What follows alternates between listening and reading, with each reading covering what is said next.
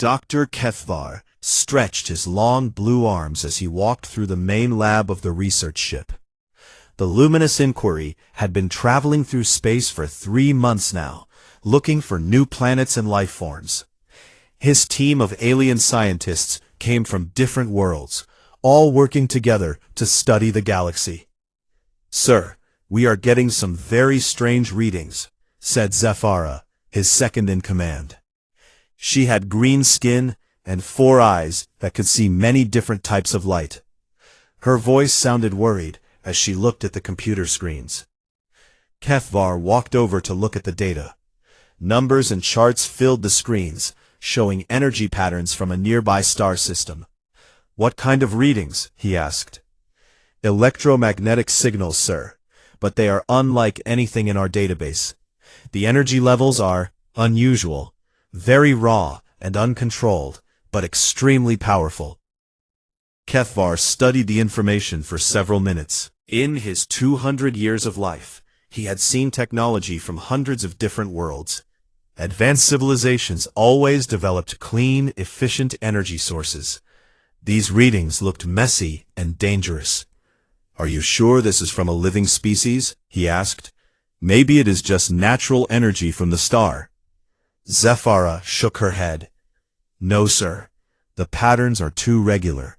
Someone is making these signals on purpose, but whoever they are, they do not seem to care about safety protocols." The other scientists on the bridge began to gather around. There was Mordak, a tall gray alien with tentacles instead of arms. Next to him stood Yalara, a small purple being who was an expert in weapons technology. They all looked at the strange data with confusion. "Should we investigate?" asked Mordak. His tentacles moved nervously as he spoke. "If this is a new species, the Galactic Consortium will want to know about them." Kethvar thought carefully. The Consortium had rules about contacting new civilizations. They had to study them first, to make sure contact would be safe for both sides. Many young species were not ready to learn about life on other planets. "Set course for the system," he decided, "but we will observe from a distance first. If this species is playing with dangerous energy like this, we need to be careful." The ship changed direction and began moving toward the new star system. It would take 2 days to get there, even at faster than light speed. During the trip, the science team studied the signals more closely. What they found made them even more worried. "Sir," Zephyra called out on the second day, "the energy readings are getting stronger as we get closer, and I am detecting multiple sources across the 3rd planet from their sun." "Multiple sources?" Kethvar came to look at her screen.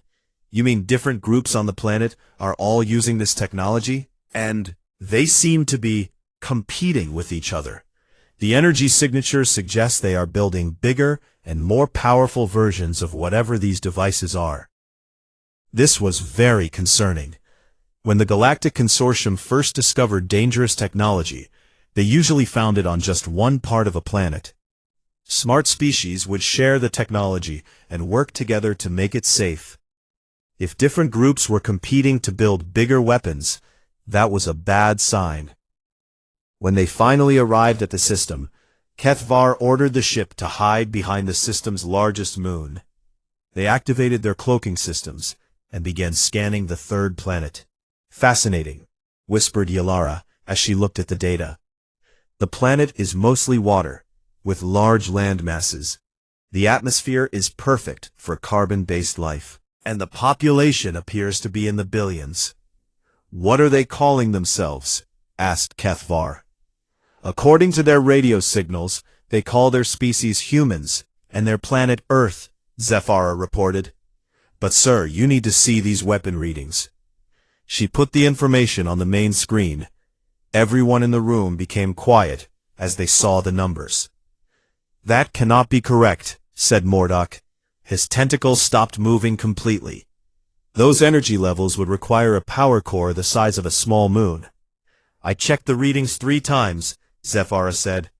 "The humans are somehow generating massive electromagnetic fields and using them to accelerate projectiles to incredible speeds. But their power sources appear to be Primitive. Cathvar felt a chill run down his spine. In all his years of studying alien technology, he had learned that there were safe ways to develop weapons, and dangerous ways. Advanced civilizations always chose the safe path, building careful controls and safety systems. These humans appear to be ignoring every safety rule in the galaxy. "Show me visual confirmation," he ordered. The screen changed to show a view of the planet's surface. In several locations, they could see large metal structures that looked like cannons, but much more complex. As they watched, one of the structures began to glow with energy. "Sir, they are about to fire one of their weapons," Yilara said, her voice shaking. "Energy levels are climbing rapidly." "At what target?" Cathvar asked. "No target, sir. This appears to be a test." Suddenly, a bright flash came from the weapon. The ship's sensors went crazy as they detected a small object flying away from the planet at impossible speed. The projectile was moving so fast that it created a trail of light behind it. "By the seven suns," whispered Mordak. "Did you see the velocity reading on that projectile?" Cathvar looked at the numbers and felt his heart start beating faster. The humans had just fired a simple metal object at a speed that should have been impossible without gravity manipulation technology. But their weapons used only electromagnetic force, something his people had considered too dangerous to develop beyond basic applications. "Sir," Zephyra said quietly, "I think we have a serious problem. This species has developed weapons technology that violates every safety protocol in the Galactic Consortium Handbook. And from what I can see, they are just getting started." For the next week, Dr. Cathvar's team watched the humans test their strange weapons. Every day brought new surprises that made the alien scientists more confused and worried. "I have run the calculations 17 times, Zephyra said, her 4 eyes looking tired. "The numbers still do not make sense. These humans are generating magnetic fields that should require the power output of a small star." Cathvar looked at the data again. As the senior scientist on the ship, he had studied physics for over a century. He understood how electromagnetic weapons were supposed to work. Every civilized species in the galaxy had tried to build them at some point in their development. But they all learned the same lesson. Electromagnetic weapons required too much energy to be practical. "Show me the power source readings again," he said. Zephyra brought up a new screen. It showed the energy plants that powered the human weapons. "This is what confuses me the most, sir. Their power sources are primitive. Basic fusion reactors, and even some chemical fuel systems. By our calculations, those power sources should not be able to generate enough energy for these weapons." Mordak moved his tentacles nervously as he studied a different screen. "I have been analyzing their weapon design," he said. "They appear to be using a technology they call capacitors to store energy over time, then release it all at once." "Energy storage is not new," said Yilara. "Every species discovers that early in their development. But safe energy storage has limits. You cannot store unlimited energy without proper containment fields." "That is the problem," Mordak replied. "The humans appear to have no proper containment fields. They are just building bigger and bigger energy storage systems, with no regard for what might happen if one fails." This made Cathvar very uncomfortable. When he was young, his own people had experimented with electromagnetic weapons. But after the first test facility exploded and destroyed a small city, they decided the technology was too dangerous. Every other civilization in the consortium had similar stories. "Sir," Zephyra called out suddenly, "they are preparing for another test, but this one is different, much larger than the previous ones." On the main screen, they could see a massive facility on one of Earth's continents. The weapon was 3 times bigger than any they had seen before. Human workers moved around it like tiny insects, making final preparations. "Energy readings are climbing beyond our previous measurements," Yalara reported. Her purple skin had turned a darker shade, which meant she was frightened. Sir, if that weapon fails, it could damage their entire planet. Surely they understand the risks, Cathvar said. But even as he spoke, he knew the answer. The humans clearly did not understand, or they simply did not care. The human weapon began to glow brighter and brighter. Energy readings on the alien ship climbed to levels that made warning alarms sound. Sir, should we interfere? Asked Mordak. If their weapon explodes, it could kill millions of their people. Cathvar hesitated. Galactic law was clear. They were not supposed to interfere with developing civilizations. But they also had a duty to prevent disasters that could affect other worlds. Before he could decide, the human weapon fired. The projectile that emerged was moving faster than anything the aliens had ever seen from a kinetic weapon. It was a small metal rod, but it was traveling at nearly 15% of the speed of light. As it flew through space, it actually bent light around it, creating a visual distortion. Impossible, whispered Yalara. They have achieved relativistic velocities with a simple kinetic projectile. Only gravity manipulation weapons can do that. But they do not have gravity manipulation technology, Zephyra added. They are using pure electromagnetic force. How is this possible? Cathvar stared at the readings, trying to understand what he was seeing. His people had spent thousands of years developing gravity weapons, carefully building up their technology step by step. The humans had somehow skipped all of that, and achieved similar results using brute force. Analyze their weapon design more closely, he ordered. I want to understand how they are doing this. For the next several hours, the team studied every detail of the human railgun. What they found was both amazing and terrifying. They are using superconducting magnetic coils, Mordak reported, but not the safe contained superconductors that we use. They are using materials that can conduct massive amounts of electricity with almost no resistance. That should create enormous heat, Zephyra said. How do they prevent the weapon from melting? They do not prevent it, Yalara answered, looking shocked. Look at these readings. They are allowing their weapons to partially destroy themselves with each shot, then rebuilding them stronger for the next test. This was completely against everything the aliens had learned about safe technology development.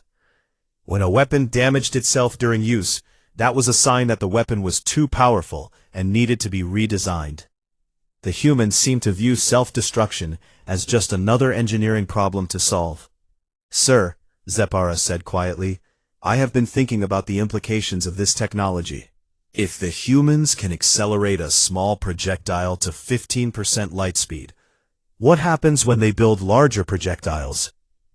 Cathvar felt his blood turn cold as he understood what she meant. A large projectile moving at that speed would carry kinetic energy equivalent to the largest nuclear weapons. But unlike nuclear weapons, kinetic projectiles could not be stopped by shields or defensive systems. They have accidentally invented planet-killer weapons, he said softly. And they do not even seem to realize it, added Mordak. Look at their communications. They think they have built simple defensive weapons to protect their planet from asteroids and space debris. Yalara brought up translated human communications on her screen. Military officers and scientists were discussing the successful test, talking about building even larger versions for orbital defense platforms. They want to put these weapons in space, she said. Dozens of them, all around their planet. Cathvar realized they were witnessing something that had never happened before in galactic history. A young civilization had somehow developed weapons technology that was more advanced than species with thousands of years more experience. But they had done it in the most dangerous way possible, with no understanding of the true power they had created. Sir, what do we do? Asked Zephyra. This situation is not covered in any of our protocols. Cathvar looked at the data one more time, hoping he had misunderstood something. But the numbers were clear. The humans had built weapons that could threaten entire star systems, and they were planning to build more. We need to contact the Galactic Consortium immediately. This is beyond our authority to handle alone. But as Zephyra tried to send a message to Consortium headquarters, her face showed new worry. Sir, our long-range communications are not working. The electromagnetic interference from the human weapons is blocking our signals. Kethvar closed his eyes and tried to stay calm. They were stuck, watching a species accidentally develop the most dangerous weapons in the galaxy, and they had no way to call for help. 3 days later, the alien scientists detected something that made their worst fears come true. Human activity in orbit around their planet had increased dramatically. They were building something large in space. Sir, you need to see this, Zephyra said, her voice filled with concern. The humans have launched multiple construction ships to a point above their planet. They are building some kind of massive structure. Dr. Kethvar hurried to the main viewing screen. In orbit around Earth, human spacecraft were assembling what looked like a gigantic version of the weapons they had seen on the planet's surface. By the 7 suns, he whispered, they are putting one of their electromagnetic weapons in space. Mordak's tentacles moved rapidly as he analyzed the structure. It is much larger than their surface-based weapons, sir, at least 10 times the size. And look at these power readings. They have connected it directly to their orbital power stations. This was the worst possible development. Ground-based weapons were dangerous, but they were limited by the size of power sources that could be built on a planet's surface. Space-based weapons could be connected to massive solar collectors and fusion reactors without worrying about weight. What is the purpose of this weapon? Asked Yalara. What target could require such power? Zephyra translated human communications that they were intercepting. They call it an orbital defense platform. According to their military broadcasts, it is designed to destroy large asteroids that might threaten their planet. Asteroids? Kethvar felt sick. He realized that the humans had no idea what they had built. They thought they were making a simple planetary defense system. Over the next 2 days, the aliens watched as the humans finished their orbital weapon. It was a massive railgun, nearly a kilometer long, with magnetic coils that glowed even when not in use. The power cables connecting it to nearby energy stations were thicker than most spacecraft. Sir, Mordak reported, I am detecting a test target being moved into position. The humans appear to be ready for a demonstration. On the screen they could see a large chunk of rock, probably a captured asteroid, being positioned several thousand kilometers away from the orbital platform. It was a reasonable size for testing an asteroid defense system, about 50 meters across. Energy buildup is beginning, Yalara announced. Power levels are already beyond anything we recorded from their surface tests. The alien scientists watched in fascination and horror as the human weapon charged up. The magnetic coils began glowing brighter and brighter, and their instruments detected electromagnetic fields so powerful that they affected their ship's systems even at their safe distance. Sir, we should move further away, suggested Zephyra. If something goes wrong with that weapon, the energy release could be dangerous even for us. But Kethvar could not look away. He was watching history being made. The first time a developing civilization had built a weapon that could threaten galactic civilization. Firing sequence initiated, Yalara reported, her voice shaking. The orbital railgun fired. What happened next would be burned into the memories of every alien scientist on the ship, for the rest of their lives. The projectile that emerged from the human weapon was moving at an impossible speed. Their instruments detected a velocity of nearly 20% of light speed, faster than any kinetic weapon in the Galactic Consortium's arsenal. But speed was not the most terrifying part. As the projectile moved through space, it actually warped the fabric of reality around it. The aliens could see space itself bending near the projectile, creating gravitational lensing effects that made stars appear to move in the background. Impossible, breathed Mordak. They have created a projectile with enough mass and velocity to generate its own gravitational field. The projectile hit the test asteroid and simply erased it. There was no explosion, no debris cloud. The rock was there one moment and gone the next, converted into energy by the incredible kinetic impact. Energy readings from the impact, Zephyra reported in a shocked voice, are equivalent to a large nuclear weapon. But there is no radiation signature, just pure kinetic energy transfer. Kethvar stared at the empty space where the asteroid had been. His people had weapons that could destroy asteroids, but they required careful targeting and multiple shots.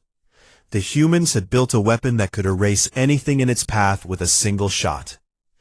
"Sir," Yalara said quietly, "I have calculated what would happen if they fired that weapon at a planet. Tell me."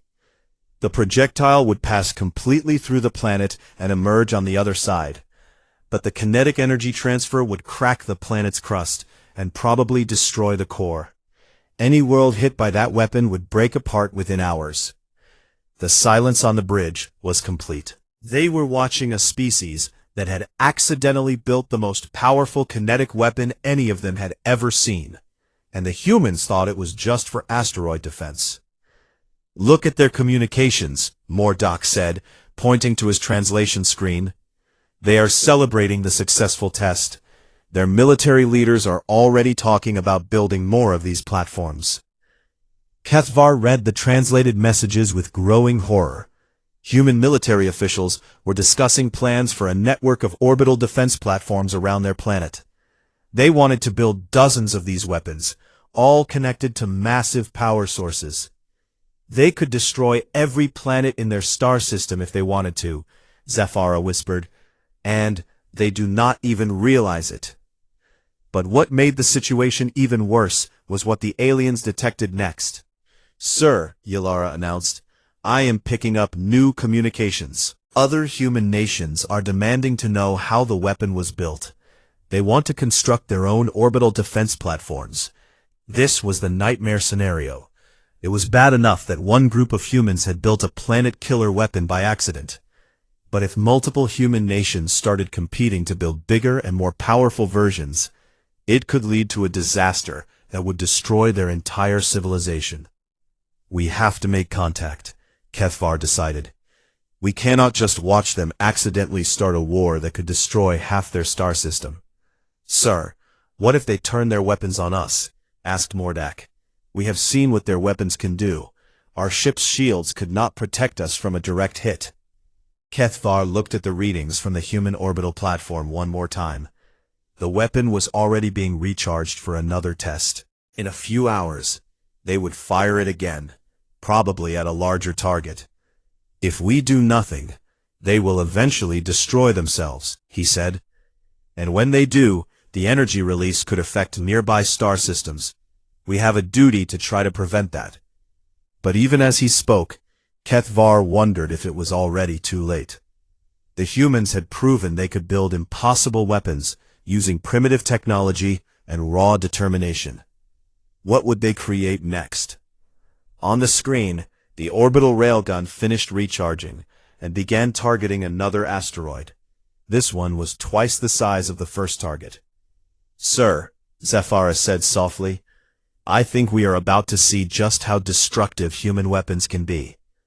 The weapon fired again, and this time the projectile moved even faster. The impact created a flash of light so bright that it could be seen from the planet's surface. When the light faded, not only was the asteroid gone, but so was everything else within 1,000 kilometers of the impact point. The humans had just demonstrated that they could delete entire regions of space with their weapons. And according to their communications, they thought this was normal. Dr. Kethvar paced back and forth across the bridge, his blue skin pale with worry. 2 weeks had passed since the humans had tested their orbital railgun, and the situation was getting worse every day. "Still no contact with Consortium headquarters?" he asked. Zephyra shook her head sadly. "No, sir. The electromagnetic interference from human weapons testing is getting stronger. It is blocking our subspace communications across multiple frequencies. This was unprecedented. In 300 years of galactic civilization, no single planet had ever generated enough electromagnetic noise to disrupt communications between star systems. But the humans were testing their railgun weapons almost every day, each test creating massive electromagnetic pulses that spread through space like ripples in a pond. "Show me the interference map," Kethvar ordered. Mordak brought up a holographic display of the local galactic region. Red zones showed areas where subspace communication was being disrupted. The red zones were spreading outward from Earth's star system like an infection. "Sir, the interference is now affecting 17 star systems," Mordak reported, his tentacles moving nervously. "Any ship trying to use subspace communications within this area will find their signals blocked or distorted." Yalara looked up from her analysis station. "It gets worse, sir. I have been monitoring human communications, and multiple nations are now building their own orbital railgun platforms. They are not sharing technology. They are competing to build bigger and more powerful weapons." Kethvar felt a chill run through his body. Competition between human nations meant they would push their technology faster and further than any reasonable safety limits. Each nation would try to build weapons more powerful than their rivals, leading to an escalating arms race. "How many orbital platforms are they planning?" he asked. "At least 40, sir, and some of the newer designs are much larger than the first one. The humans seem to believe that bigger weapons are automatically better weapons." This was exactly the kind of thinking that led to galactic disasters. The consortium had records of civilizations that destroyed themselves by building weapons too powerful for their own safety. Usually, such disasters remained contained to a single star system, but human weapons were already affecting other systems, and they were just getting started. "Sir," Zephyra said suddenly, "I am detecting a priority signal from the Galactic Patrol. It is very weak, but I think they are trying to contact us." Kethvar hurried to the communication station. The Galactic Patrol only sent priority signals during genuine emergencies. After several minutes of filtering through the human electromagnetic interference, they managed to receive a partial message. "Widespread communication disruption reported. Multiple systems affected. Investigate source immediately. Potential threat to galactic infrastructure." The message cut off as another human weapon test created a new wave of electromagnetic interference. "They know something is wrong," Kethvar said grimly. "The patrol is probably sending ships to investigate, but they will not be expecting to find a pre-contact civilization with planet-killer weapons." This created a new problem. If Galactic Patrol ships arrived and found humans with dangerous weapons technology, standard protocols required them to quarantine the entire system. That meant no one could enter or leave until the consortium decided what to do about the threat. But quarantine protocols were designed for civilizations that understood they were being quarantined. The humans would have no idea why alien ships were suddenly surrounding their star system. They might interpret it as an attack and respond with their railgun weapons. "Sir, we have to make contact with the humans before the patrol arrives," Mordak said. "If they see patrol ships as a threat and open fire, a single hit from their orbital railgun would destroy any patrol vessel." Yalara finished. "And then the consortium would classify humans as a hostile species." Kethvar knew what that meant. Once a species was classified as hostile, the consortium had very direct ways of dealing with the threat. They would not risk allowing dangerous weapons technology to spread to other worlds. "How long before patrol ships arrive?" he asked. "Based on the distance to the nearest patrol base, probably 10 days, Zephyra estimated. 10 days to prevent a disaster that could result in either the destruction of human civilization or the start of a war between humans and the galaxy." "Sir," Yalara said, studying her screens. "There is something else you should know. I have been analyzing human communication patterns, and they are becoming more militaristic. Several nations are mobilizing their armed forces and moving them to space-based positions." "What are they preparing for?" Kethvar asked. Though he was afraid, he already knew the answer. "They think someone is going to attack them, sir. Their astronomers have detected our ship and several other vessels approaching their system. They know something unusual is happening, but they do not know what." This was the worst possible situation. The humans knew they were being watched, but they did not know by whom or why. Their natural response was to prepare for war, using the most powerful weapons they had ever built. "Show me their current weapon status," Kethvar ordered. The main screen displayed information about human military preparations. 17 orbital railgun platforms were now operational, with more being constructed every day. Ground-based installations were being upgraded with larger power sources. Most concerning of all, several human nations had moved their weapons to full alert status. "Sir, if we decloak our ship and make contact, they might see it as the beginning of an attack. Their weapons are powerful enough to destroy us before we can explain our intentions. But if we do nothing, the Galactic Patrol will arrive, and the situation will become even more dangerous," Zephyra added. Kethvar studied the tactical situation. The humans had surrounded their planet with weapons capable of destroying any known spacecraft. They were expecting an attack, and were ready to defend themselves with overwhelming force. Any ship that approached Earth would be seen as a potential threat. "There has to be a way to communicate with them safely," he said. "What about their global communication networks? Can we send them a message without revealing our location?" Yalara shook her head. "Their networks are heavily monitored by their military forces. Any unusual message would be treated as a threat or a hoax." "What about contacting their scientists directly?" Mordak suggested. "Scientists usually understand the importance of peaceful contact. Their scientists built the weapons," Zephyra pointed out, "and they are just as worried about invasion as their military leaders." Kethvar realized they were facing an impossible choice. Contact the humans and risk being destroyed by weapons that could crack planets. Or do nothing and watch as the Galactic Patrol arrived to find a heavily armed civilization that thought it was under attack. "Sir," Yalara said quietly, "I am detecting new activity from the largest human orbital platform. Power levels are climbing to maximum levels." "Are they preparing to test the weapon again?" "No, sir. They are targeting something in deep space, something moving toward their system." Kethvar felt his heart sink as he realized what was happening.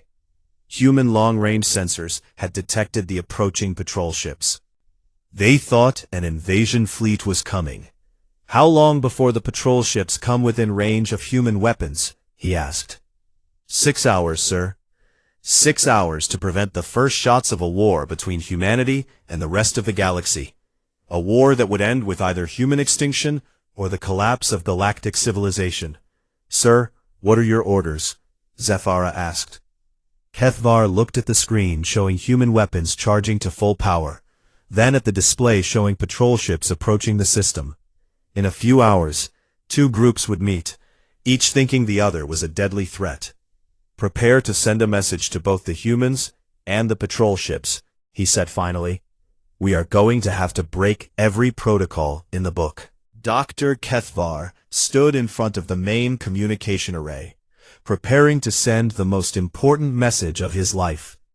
In 3 hours, human weapons would be in range of approaching galactic patrol ships. He had to prevent a disaster that would change the galaxy forever. "Are you sure about this, sir?" Zephyra asked. "Once we break contact protocols, there is no going back." "We have no choice," Kethvar replied. "Send the message to both human and patrol frequencies." The message was simple and direct. "This is Dr. Kethvar of the galactic research vessel Luminous Inquiry. We are scientists, not invaders. Please do not fire your weapons. We request immediate communication with both human and galactic patrol authorities." For 10 minutes there was no response. Then human communication networks exploded with activity. Messages flew between military bases, government buildings, and research facilities around the planet. "Sir," Yalara reported, "human leaders are arguing about how to respond. Some want to attack immediately, others want to communicate first. What about the patrol ships? They have acknowledged our message and are holding position outside the system. But they want to know why we are protecting a pre-contact civilization with dangerous weapons." Kethvar had expected this reaction from the patrol. What he had not expected was the speed of the human response. Within an hour, they had organized a diplomatic team and established a secure communication channel. "This is Dr. Sarah Chen, Director of Human Space Defense Initiative," came a voice through the translator. "We accept your request for communication, but our weapons remain active as a precaution." Kethvar felt relieved. At least the humans were willing to talk before shooting.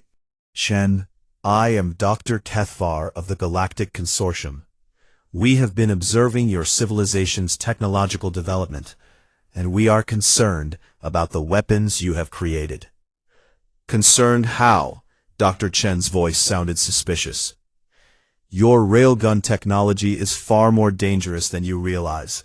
The kinetic energy levels you are achieving could threaten entire star systems." There was a pause before Dr. Chen responded. "Dr. Kethvar, exactly how much do you think we understand about our own technology?" The question surprised Kethvar. "Based on our observations, you appear to be treating planet-killer weapons as simple defensive systems. We assumed you were unaware of their true power." "You assumed incorrectly," Dr. Chen said calmly. "We know exactly what our railgun platforms can do. We have run extensive calculations on kinetic energy transfer, relativistic effects, and gravitational distortion. We understand the risks." Kethvar felt confused. "If you understand the risks, why did you build such dangerous weapons?" "Because the benefits outweigh the risks," Dr. Chen replied. "We needed effective planetary defense systems, and electromagnetic railgun technology was the most promising option available." "But you could have built smaller, safer weapons," Mordak interjected from his station. "Every other civilization in the galaxy has done so." "Every other civilization in the galaxy chose to limit their potential," Dr. Chen responded. "We chose to push the boundaries of what was possible." This was not going as Kethvar had expected. He had thought he would be speaking with a grateful audience, eager to learn about safety protocols from advanced aliens. Instead, he was talking to someone who sounded like she understood the technology better than he did. "Chen," he said carefully, "your weapons tests are disrupting subspace communications across 17 star systems. You are affecting the infrastructure of galactic civilization." "We are aware of that," Dr. Chen said. "We detected the communication disruption during our third orbital test. We calculated that it was a temporary effect that would fade once we finished the testing phase." "You calculated?" Zafara whispered in amazement. "Sir, they have been predicting the effects of their weapons on interstellar communication." "Dr. Chen," Kethvar continued, "there are galactic patrol ships approaching your system. They are here to investigate the communication disruption. If they see your weapons as a threat, they will attempt to impose a quarantine on our system," Dr. Chen finished. "Yes, we expected that. It is why our weapons are at full readiness." Kethvar felt a chill run through his body. "You expected the Galactic Patrol?" "Kethvar, we have been monitoring radio signals from other star systems for decades. We knew there was a galactic civilization out there. We knew that if we developed sufficiently advanced technology, someone would eventually come to investigate." "And you built weapons capable of destroying patrol ships?" "We built weapons capable of protecting our independence," Dr. Chen corrected. "We have no intention of attacking anyone, but we also have no intention of being conquered or controlled." This conversation was becoming more frightening by the minute. Kethvar had thought he was dealing with a species that had accidentally developed dangerous technology. Instead, He was talking to beings who had deliberately built weapons to fight the entire galaxy if necessary. Dr. Chen, surely you understand that peaceful cooperation is better than conflict. Of course, she replied. That is why we are talking instead of shooting. But cooperation must be between equals. We will not accept being treated as primitives who need guidance from their superiors. Yalara looked up from her analysis station, her purple skin pale with shock. Sir, I have been monitoring human military communications during this conversation. They have been using our signal to triangulate our position. Their weapons are now targeting our ship. Kethvar felt his heart skip a beat. Dr. Chen, are you targeting us? As a precaution, she said calmly. You appeared in our system without permission, admitted to spying on us for weeks, and then contacted us only when you needed to prevent a conflict that might hurt your own people. Why should we trust you? The logic was simple and undeniable. From the human perspective, the aliens had been watching them like laboratory animals until it became inconvenient. What do you want from this conversation? Kethvar asked. Information, Dr. Chen replied. We want to know about galactic civilization, trade opportunities, and technology exchange. We are willing to modify our weapons testing to reduce communication interference, but only as part of a mutual agreement. And if the Galactic Consortium refuses to treat you as equals, then we will continue developing our technology until we are powerful enough that equality is not a choice. Mordak's tentacles were shaking as he monitored the tactical situation. Sir, human weapons are fully charged and locked onto our position, but they are also targeting the patrol ships. If anyone makes a threatening move, Dr. Chen, Kethvar said desperately, please understand that your weapons are more dangerous than anything we have ever encountered. If you continue developing this technology without proper safeguards, Dr. Kethvar, Dr. Chen interrupted, let me explain something about human nature. We do not develop technology in spite of the dangers. We develop technology because of the dangers. Every major advance in human civilization has come from people willing to attempt things that everyone else considered too risky. But what if you make a mistake? What if one of your weapons malfunctions? Then we will learn from the failure and build better weapons, Dr. Chen said simply. That is how progress works. Kethvar realized with growing horror that he was not talking to a species that needed protection from their own technology. He was talking to a species that viewed extreme danger as just another engineering problem to solve. Sir, Zepara said quietly, incoming message from the patrol ships. They want to know our recommendations for dealing with the human threat. Kethvar looked at the tactical display. Human weapons were targeting both alien fleets. The patrol ships were armed and ready for battle. And in the middle, his research vessel was trying to prevent a war that could destroy half the local galactic arm. Dr. Chen, he said finally, what message should I send to my superiors about humanity? Tell them the truth, she replied. Tell them that we are not interested in being anyone's subjects or protectorates. Tell them we are willing to be neighbors, trading partners, and allies, but only with those who treat us as equals.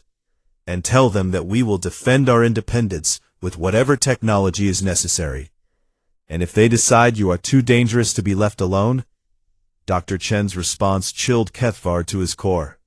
Then they will discover just how dangerous we can really be. As Kethvar prepared his final report to the Galactic Consortium, he realized that everything they thought they knew about managing galactic civilization was about to change. For the first time in galactic history, they had encountered a species that was not afraid of their own power. His report would be brief and to the point. Recommend immediate diplomatic recognition of human civilization. Species demonstrates advanced weapons capability and complete willingness to use it. Traditional containment protocols are not viable. Suggest formal contact based on mutual respect rather than protection protocols. But as he sent the message, Kethvar could not shake the feeling that the galaxy would never be the same. Humanity had proven that there was another way to develop technology, a way that ignored safety in favor of capability, that chose power over caution. The truly terrifying part was that it worked.